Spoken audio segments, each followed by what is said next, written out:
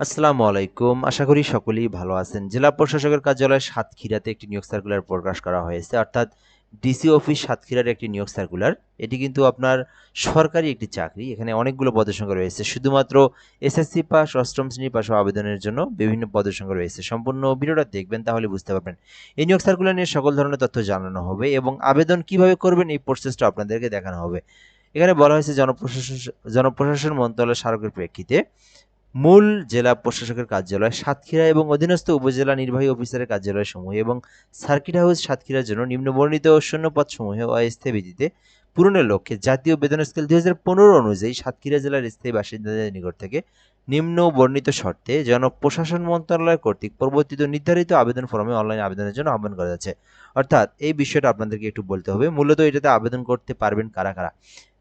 DC অফিসে যে নিয়োগ সার্কুলারগুলো এগুলো জেলা পর্যায়ের হয়ে থাকে। অর্থাৎ যে জেলার নিয়োগ সার্কুলার শুধু সেই জেলার প্রার্থীরাই আবেদন করতে পারেন। যেহেতু এটা ডিসি অফিস সাতক্ষীরার নিয়োগ সার্কুলার, সেই ক্ষেত্রে বলা হয়েছে এই যে দেখতে পারতেছেন সাতক্ষীরা জেলার স্থায়ী বাসিন্দা, মানে যারা সাতক্ষীরা জেলার স্থায়ী বাসিন্দা মানে জন্মসূত্র সাতক্ষীরা জেলার, শুধু তারাই আবেদন করতে পারবেন।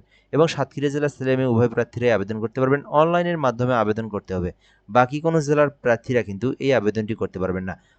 আর সাতক্ষীরা জেলা থেকে যারা ভিডিওটা দেখতেছেন অবশ্যই আপনারা আবেদন করবেন, যেহেতু আপনাদের নিজের জেলার চাকরি, নিজের জেলায় পরীক্ষা হবে, নিজের জেলায় কর্মস্থল, সকল কিছু কিন্তু নিজের জেলাতেই, ঠিক আছে? ওই জন্য অবশ্যই আপনারা আবেদনটি করার চেষ্টা করবেন। এখানে প্রথমত পদের নাম বলা হয়েছে, অফিস সহায়ক পদ রয়েছে 6টি। আপনারা যারা অফিস সহায়কে আবেদন করতে চান তারা কিন্তু আবেদনটি করতে পারেন। 20তম গ্রেডে নিয়োগ দেওয়া হয়েছে। মাধ্যমিক স্কুল সার্টিফিকেট অর্থাৎ শুধুমাত্র এসএসসি পাস।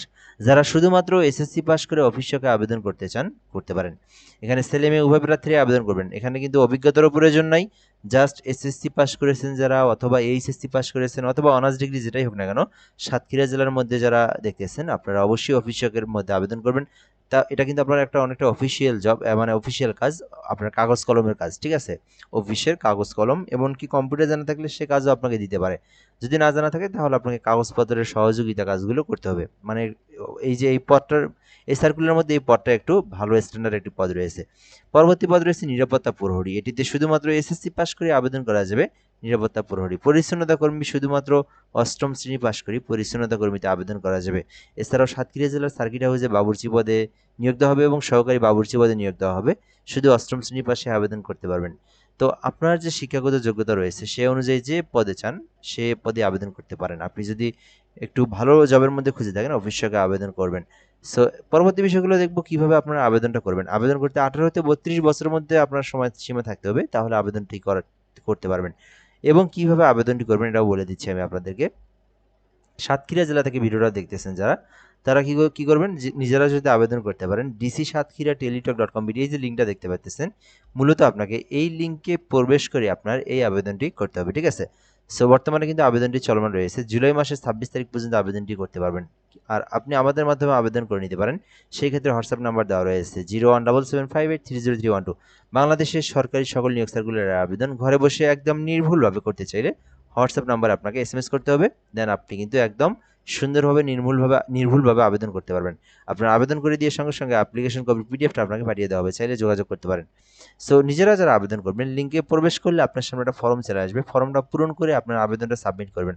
আবেদনটা সাবমিট হয়ে গেলে সরকারি ফি জমা দিতে হবে 56 টাকা, এবং মিনিমাম আরও আপনারা 10টা টাকা বেশি রিচার্জ করবেন, তাহলে পেমেন্টটাও কমপ্লিট করতে পারবেন সুন্দরভাবে। DC Satkhira space user ID লিখে 163 পোল্ট্রি নাম্বার সেন্ড করবেন। পরবর্তী পিন নাম্বার দিয়ে আবার আপনারা 163 পোল্ট্রি নাম্বার সেন্ড করলে আপনার আবেদনের পেমেন্টটা কিন্তু সম্পূর্ণ হয়ে যাবে। তো আশা করি বুঝতে পেরেছেন সাতক্ষীরা জেলার এই নিয়োগ সার্কুলার নিয়ে সকল ধরনের তথ্য জানানো হলো। যদি আরও কোনো কিছু জানার থেকে থাকে কমেন্টে বলতে পারেন, রিপ্লাই দিয়ে জানিয়ে দেওয়া হবে ইনশাআল্লাহ। ভালো থাকবেন। আসসালামু আলাইকুম।